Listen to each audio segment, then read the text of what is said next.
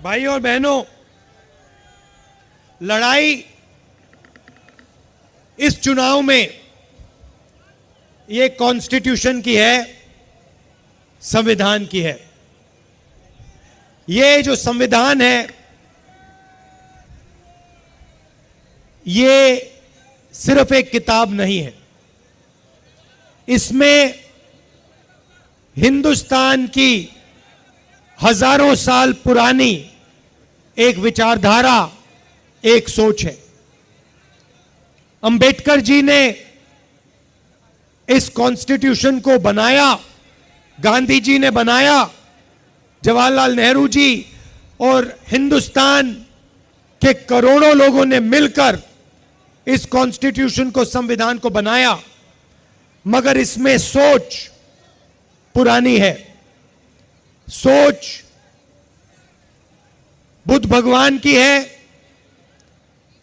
नारायण गुरु जी की है, बसवना जी की है, फूले जी की है, गांधी जी, अंबेडकर जी, इन सब की सोच से यह कॉन्स्टिट्यूशन बना है। और पहली बार बीजेपी के लोग खुलकर कभी नहीं कह सकते थे। पता नहीं आपको मालूम है, नहीं मालूम है, मगर उन्होंने ना ये कॉन्स्टिट्यूशन एक्सेप्ट किया था, ना हिंदुस्तान का तिरंगा एक्सेप्ट किया था। तो पहले ये कहते नहीं थे, चुप रहते थे और सोचते थे कि किसी ना किसी दिन हम अंबेडकर जी की सोच, बुद्ध भगवान की सोच, गांधी जी की सोच को फाड़ के फेंक दें, मगर खुलकर कभी नहीं कह पाते थे। इस बार पहली बार इनके नेताओं ने खुलकर कहा है कि अगर हमारी सरकार आ गई तो हम अंबेडकर जी के कॉन्स्टिट्यूशन को रद्द कर देंगे, बदल देंगे, फाड़ के फेंक देंगे। और मैं बीजेपी और आरएसएस के लोगों से कहना चाहता हूं, आप सपने मत देखिए, आपकी बस की नहीं है, आप ये काम कर नहीं सकते हो, क्योंकि आपके सामने हिंदुस्तान के करोड़ों लोग खड़े हैं, कांग्रेस पार्टी खड़ी है, और आपने करने की कोशिश भी की तो फिर देखो क्या होता है। भाई और बहनों, संविधान से रिजर्वेशन निकलता है, संविधान से चुनाव होते हैं, लोकतंत्र निकलता है, पब्लिक सेक्टर आता है, हरी क्रांति होती है, सफेद क्रांति होती है, टेलीकॉम रेवोल्यूशन होता है, मनरेगा, जो भी आपको मिला है वो इस कॉन्स्टिट्यूशन ने आपको दिया है। और ये हिंदुस्तान के गरीब लोगों की मेहनत से बना है, इसीलिए इसको हम कभी नहीं मिटने देंगे। ये रिजर्वेशन को मिटाने की बात करते हैं। मोहन भागवत जी का वीडियो आया था, उसमें कहते हैं कि रिजर्वेशन से देश को नुकसान होता है। हमने अपने मैनिफेस्टो में साफ कह दिया है कि ये जो 50% की लिमिट है इसको हम हटा देंगे, रिजर्वेशन को हम 50% से भी आगे बढ़ाने जा रहे हैं। आपने नरेंद्र मोदी जी के इंटरव्यू देखे? देखे वो जो चमचों वाले इंटरव्यू हैं? देखे नहीं देखे? वहां पे नरेंद्र मोदी जी बैठते, 4 चमचे आ जाते हैं, देखे आपने? उसमें नरेंद्र मोदी अलग अलग बयान देते हैं। उनसे पूछा, वो एक चमचे ने पूछा, मोदी जी, हिंदुस्तान में अमीर लोग अमीर होते जा रहे हैं, गरीब लोग गरीब होते जा रहे हैं, आपकी इस पे क्या राय है? नरेंद्र मोदी जी ने 30 सेकंड सोचा,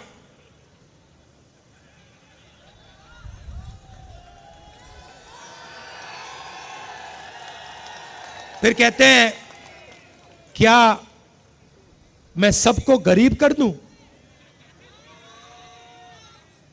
अच्छा देखो, कन्हैया है यहां पे। अब कभी कभी मेरे से मिलने आता है, बातचीत होती है, कभी कभी इंटरनेशनल रिलेशंस पे बात हो जाती है, कभी गरीबी पे बात हो जाती है। कन्हैया में अलग अलग लेवल की समझ है, यमुना पार की समझ है, किसानों की समझ है और इंटरनेशनल लेवल की भी समझ है। मगर अगर एक दिन कन्हैया मुझसे मिलने आए और मुझे कॉन्फिडेंस में लेके, सुनो, और मुझे कॉन्फिडेंस में लेके बंद कमरे में कह दे कि राहुल जी, मैं बायोलॉजिकल नहीं हूं, मुझे परमात्मा ने भेजा है, तो मैं कन्हैया से कहूंगा, हाथ जोड़ के कहूंगा, कन्हैया ये बात तू बाहर मत कह दियो, गलती से भी ये बात बाहर मत कह दियो। मगर देश के प्रधानमंत्री चमचों के सामने इंटरव्यू में खुल के कहते हैं, मैं बायोलॉजिकल नहीं हूं, मैं बायोलॉजिकल नहीं हूं। जैसे आप सब हिंदुस्तान के की जनता, सारे के सारे जीव जो बायोलॉजिकल हैं, उनको नरेंद्र मोदी जी कहते हैं कि भैया आप सब बायोलॉजिकल हो, मैं बायोलॉजिकल नहीं हूं, मुझे परमात्मा ने ऊपर से भेजा है, मिशन के लिए भेजा है। अब अगर भैया सड़क पे आपको ये कोई कह दे तो आप उसे क्या कहोगे? क्या कहोगे?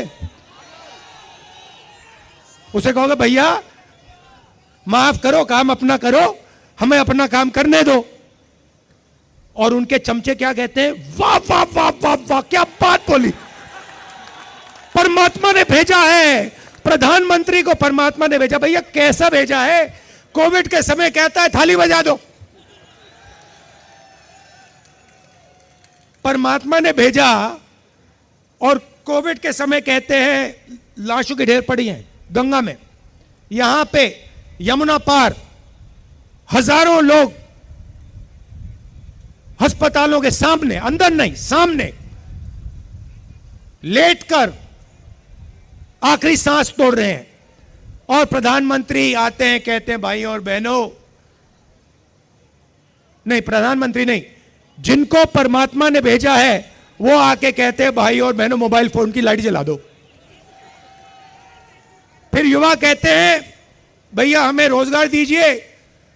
जिसको परमात्मा ने भेजा है वो कहते हैं भैया एक काम करो, ये जो नालियां होती है ना, इसमें गैस होती है, एक पाइप लो, उसको नाली में डालो, पाइप में से गैस निकलेगी, गैस में आग लगाओ और पकौड़े बनाओ। भैया परमात्मा जी आपने कैसा आदमी भेज दिया?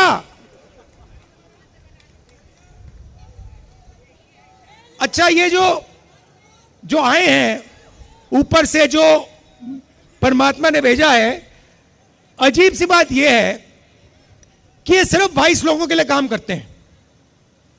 अदानी जी के लिए, अंबानी जी के लिए, वो जो भी चाहते हैं 2 मिनट में मोदी जी कर देते हैं। रेलवे चाहिए ले लो, पोर्ट चाहिए ले लो, इंफ्रास्ट्रक्चर ले लो, अग्निवीर स्कीम चाहिए, चलो अग्निवीर स्कीम दे देते हैं, जो भी इनको चाहिए दे देते हैं। और गरीब जनता 24 घंटा हाथ जोड़ के कर्जा माफी मांगे, सड़क मांगे, अस्पताल मांगे, शिक्षा मांगे, नरेंद्र मोदी बस देखते रहते हैं। अजीब सी बात है, 16 लाख करोड़ रुपया अरबपतियों का माफ किया है। 16 लाख करोड़ रुपया आम आदमी समझता ही नहीं है कितना है। जितना पैसा मनरेगा में हमने 1 साल में डाला, अगर आप 24 साल का पैसा ले लो उतना इन्होंने 22 लोगों का कर्जा माफ किया है। किसानों का 24 बार कर्जा माफ करो, हर किसान का कर्जा माफ कर दो, उतना पैसा इन्होंने 22 लोगों को दिया है। और देते जाते हैं, देते जाते हैं, देते जाते हैं। भैया यमुना पार के बारे में आपने कभी मीडिया वालों को बोलते हुए देखा है? आपकी सड़कें दिखाई इन्होंने? ये जो कचरा पड़ा हुआ था बाहर, ये इन्होंने दिखाया कभी? मगर अंबानी की शादी तो दिखाते हैं। थोड़ी देर में ये भी कहेंगे कि भैया हमें भी भगवान ने भेजा है।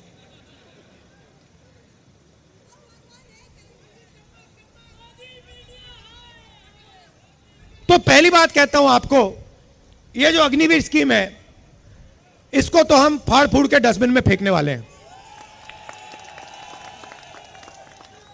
क्योंकि ये सेना के खिलाफ स्कीम है, देशभक्तों के खिलाफ स्कीम है। दो अलग अलग शहीद तैयार कर रहे हैं। एक को शहीद का दर्जा मिलेगा, पेंशन मिलेगी, कैंटीन मिलेगी, परिवार की रक्षा होगी, और दूसरे को ना शहीद का दर्जा मिलेगा, ना पेंशन मिलेगी, ना सोशल सिक्योरिटी मिलेगी, ना परिवार की रक्षा होगी। तो पहला काम हम इसको खत्म करने जा रहे हैं। ये नरेंद्र मोदी जी लाए, सेना नहीं लाई, नरेंद्र मोदी जी लाए, और इसको हम खत्म करेंगे। भैया ये दिनेश है, इसको तंग मत करो। ये हमारा बब्बर शेर है, कार्यकर्ता है।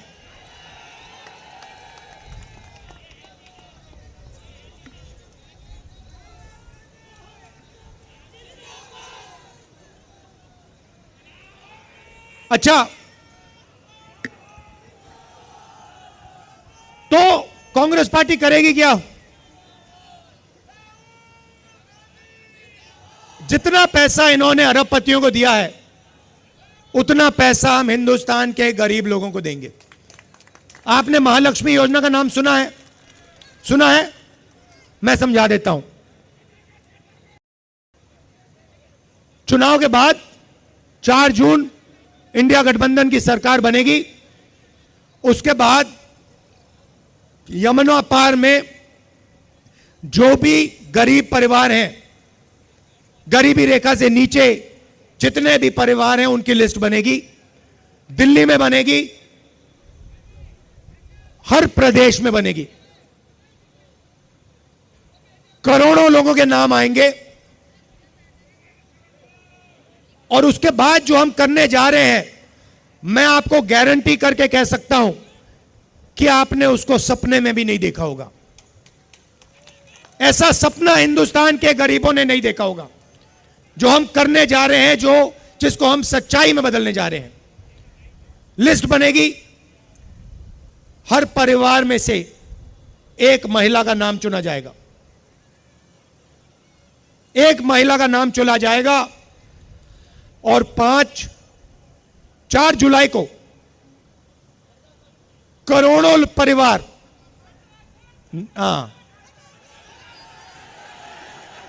खटाखट करोड़ों परिवार जागेंगे। 9 बजे सुबह महिला का बैंक अकाउंट होगा। करोड़ों महिलाएं हिंदुस्तान में अपना बैंक अकाउंट चेक करेंगी, मोबाइल फोन खोलकर बैंक अकाउंट चेक करेंगी, और उसमें महीने का खटाक से 8,500 रुपए। जुलाई, अगस्त, सितंबर, अक्टूबर, नवंबर, दिसंबर, जनवरी, फरवरी चलता जाएगा। कटाकट कटाकट कटाकट कटाकट अंदर। मैडम आपका नाम क्या है? हाँ, इंदिरा, इंदिरा फेलो। तो इंदिरा जी, इंदिरा फेलो, जस्टिन, ये यहां जो पुरुष हैं, इनको मैं एक बात बताना चाहता हूं। आजकल 21वीं सदी में आप सब काम करते हो, आप जॉब करती हो, लोग मजदूरी करते हैं, कॉल सेंटर में कोई काम करता है, उबर चलाते हैं, 8-10 घंटे स्त्री और पुरुष दोनों घर से बाहर काम करते हैं, मगर फिर शाम को घर आते हैं लोग और महिलाएं 8 घंटे और काम करती हैं। सही बात? अगर हिंदुस्तान के पुरुष 8 घंटा काम करते हैं, हिंदुस्तान की महिलाएं 16 घंटा काम करती हैं। देखिए, पुरुष बिल्कुल चुप हो गए, आपको बात अच्छी नहीं लगी, मुझे सच्चाई है। इसीलिए हम आपके बैंक अकाउंट में साल का 1 लाख रुपया डालने जा रहे हैं, करोड़ों महिलाओं को लाखपति बनाने जा रहे हैं, करोड़ों खटाखट। अच्छा, आपने सुना होगा आजकल जो भी मोदी जी से बुलवाना बुलवा लो। हमने खटाखट शुरू किया, उन्होंने अपने भाषण में खटाखट शुरू कर दिया। हमने उनसे कहा कि भैया एक बार अदानी अंबानी का नाम ले लीजिए। 2 दिन बाद मोदी जी अदानी अंबानी का नाम लेते हैं। तो जो भी आपका मन चाहता है, आप मुझे कह दो कि भैया मोदी जी से यह बुलवाना है, कांग्रेस पार्टी के बब्बर शेर बुलवा देंगे 2 मिनट में।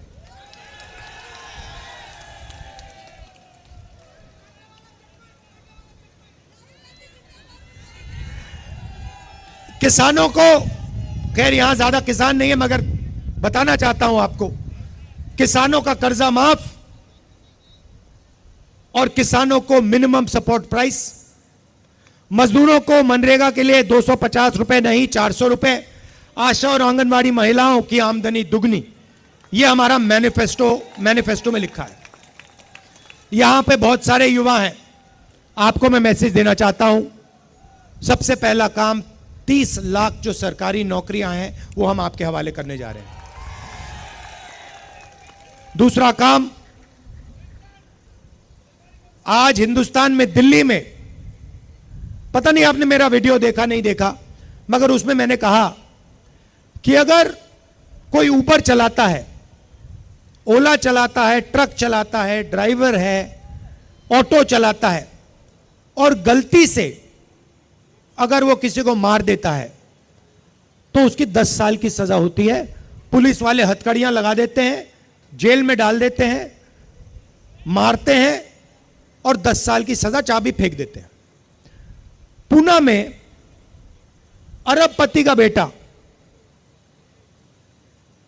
करोड़ों रुपए की गाड़ी चलाता है, 18 साल की भी नहीं है, 18 साल का नहीं है वो, 17 साल का है, इलीगली चला रहा है। 2 लोगों को वो मार देता है, जान से मार देता है और उसे कोर्ट कहता है कि 300 शब्द का ऐसे लिख दो। अच्छा, मैं सवाल पूछना चाहता हूं, ये जब ट्रक ड्राइवर मारता है तो उससे ये ऐसे क्यों नहीं लिखाते? जब बस ड्राइवर किसी को गलती से मार देता है तो उससे ऐसे क्यों नहीं लिखाते? हां, तो ये हम बदलना चाहते हैं। हमारी लड़ाई न्याय की लड़ाई है, अन्याय के खिलाफ लड़ाई है, संविधान की लड़ाई है। और युवाओं के साथ पिछले 10 साल अन्याय हुआ है। नरेंद्र मोदी जी ने झूठ बोला, 2 करोड़ युवाओं को रोजगार दूंगा, और जो रोजगार देने का सिस्टम है, स्मॉल और मीडियम इंडस्ट्री, छोटी दुकानें, छोटे कारीगर, छोटी फैक्ट्रियां, उन सबको नोटबंदी और जीएसटी से नरेंद्र मोदी ने खत्म किया। क्यों किया? अदानी और अंबानी की मदद करने के लिए। क्यों? क्योंकि वो चाइना का माल हिंदुस्तान में बेच पाए। तो आपको उन्होंने कहा मेड इन इंडिया, और जो मेड इन इंडिया का ढांचा था उसको खत्म कर दिया नोटबंदी से, जीएसटी से, और पूरा अदानी जी और अंबानी जी से मेड इन चाइना चला रहे हैं। और सिस्टम, आर्थिक सिस्टम पूरा बंद पड़ा हुआ है। हिंदुस्तान की फैक्ट्रियां बंद पड़ी हैं, छोटे बिजनेसेस बंद पड़े हैं, टी शर्ट पैंट बनाने वाले यूनिट बंद पड़े हैं, टेक्सटाइल्स में बांग्लादेश आगे निकल गया। तो अब हमें यह बदलना है। सबसे पहले बदलने का तरीका मैं आपको बताना चाहता हूं, जनता के जेब में पैसा डालना है। क्यों? खटाखट खटाखट, ये इसका मतलब यही है। जब मैं खटाखट खटाखट खटाखट कह रहा हूं, मतलब जनता की जेब में पैसा जाएगा। तो इसके पीछे सोच है। उन्होंने, नरेंद्र मोदी जी ने 22 लोगों को पैसा दिया। उन्होंने जाके दुबई में, अमेरिका में, जापान में, इंग्लैंड में, यूरोप में, फ्रांस में जमीन खरीदी, बिजनेस खरीदे, वहां खर्च कर दिया। हिंदुस्तान को कोई फायदा नहीं हुआ। अब हम आपके जेब में पैसा डालना चाहते हैं। महिलाओं की मैंने बात की, हजारों करोड़ रुपए हम महिलाओं को दे रहे हैं। युवाओं को भी वही हम काम करने जा रहे हैं। युवाओं जैसे महिलाओं को पैसा देंगे, अभी मैं आपको समझाऊंगा, 1 सेकंड में युवाओं को भी देंगे। मगर इसके पीछे सोच है। जैसे ही हम आपके जेब में पैसा डालेंगे, आप उस पैसे को खर्च करोगे। करोड़ों लोग shirt, pant, motorcycle, scooter, mobile phone, ये चीजें खरीदेंगे।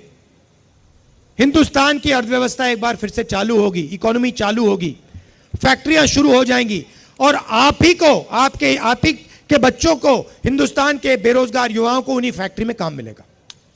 तो चेन है। इंजन को हम स्टार्ट करना चाहते हैं। स्टार्ट करने का तरीका गरीबों के जेब में पैसा डालना है। उन्होंने इंजन को बंद करा। बंद कैसे किया? अरबपतियों के जेब में पैसा डालकर। अब युवाओं की बात करना चाहता हूं। 30 लाख रोजगार तो हम आपको शुरू में ही दे देंगे, मगर उसके बाद आपको हम एक अधिकार देने जा रहे हैं। पहली बार दुनिया की कोई सरकार ऐसा अधिकार दे रही है। सोच है, पहली नौकरी पक्की, 1 साल की नौकरी की गारंटी पब्लिक सेक्टर में, BHEL, HAL, इन कंपनियों में, प्राइवेट सेक्टर में, सरकारी अस्पतालों में, सरकारी कॉलेजेस, यूनिवर्सिटीज में, सरकारी ऑफिसेज में। हिंदुस्तान के ग्रेजुएट्स को, यूनिवर्सिटी, कॉलेज, डिप्लोमा होल्डर्स को 1 साल की गारंटीड नौकरी, बेहतरीन ट्रेनिंग, और बैंक अकाउंट में महीने का 8,500 रुपए खटाखट खटाखट खटाखट अंदर। साल का, 1 साल का 1 लाख रुपया आपके जेब में। उसके साथ आप जो करना चाहते हो करो, मगर हम चाहते हैं कि आप उसको खर्च करो, क्योंकि जब आप खर्च करोगे तो ही हिंदुस्तान की अर्थव्यवस्था चालू होगी, फैक्ट्रियां शुरू होंगी, बेरोजगारी खत्म होगी। तो हम इंजन स्टार्ट करना चाहते हैं। जैसे आप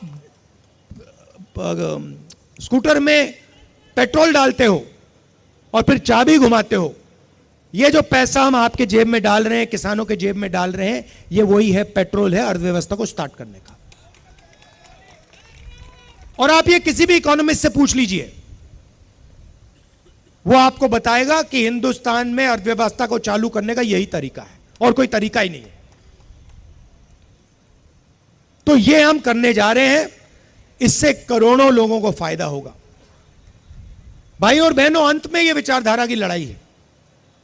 ये चाहते हैं, नरेंद्र मोदी जी चाहते हैं कि हिंदुस्तान में जो 90% लोग हैं, दलित, आदिवासी, पिछड़े वर्ग के लोग, माइनॉरिटी के लोग, गरीब जनरल कास्ट के लोग, इनकी कोई भागीदारी ना हो, इनकी कोई जगह ना हो।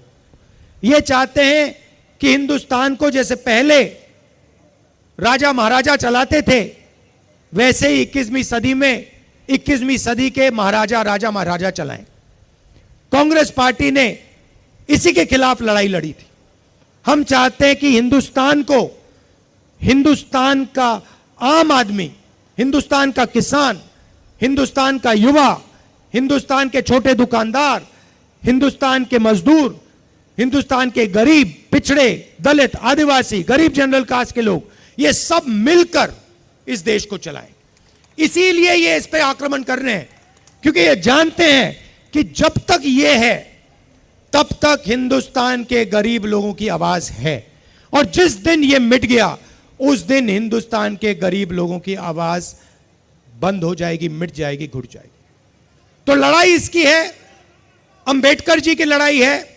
मैं जानता हूं कि आप सब एक साथ मिलकर पूरा दम लगाकर यहां कन्हैया जी को, दिल्ली में हमारे कैंडिडेट्स को, आम आदमी पार्टी को के कैंडिडेट्स को जिताओगे। आम आदमी पार्टी के कार्यकर्ताओं से कहना चाहता हूं, आपको 4 सीटों में आम आदमी का समर्थन करना है। 3 सीटों में कांग्रेस पार्टी का समर्थन करना है। कांग्रेस पार्टी के कार्यकर्ताओं से कहता हूं, आपको 3 सीटों में कांग्रेस पार्टी का समर्थन करना है और 4 सीटों में आम आदमी पार्टी का समर्थन करना है। और एक साथ मिलकर आप सब काम कीजिए, मिलकर काम कीजिए और साथ के साथ सीटों में बीजेपी को दिल्ली में हराना है। दिल से आपका धन्यवाद करता हूं, आप दूर दूर से आए और इतनी गर्मी में आप आए। धन्यवाद। जय हिंद, नमस्कार।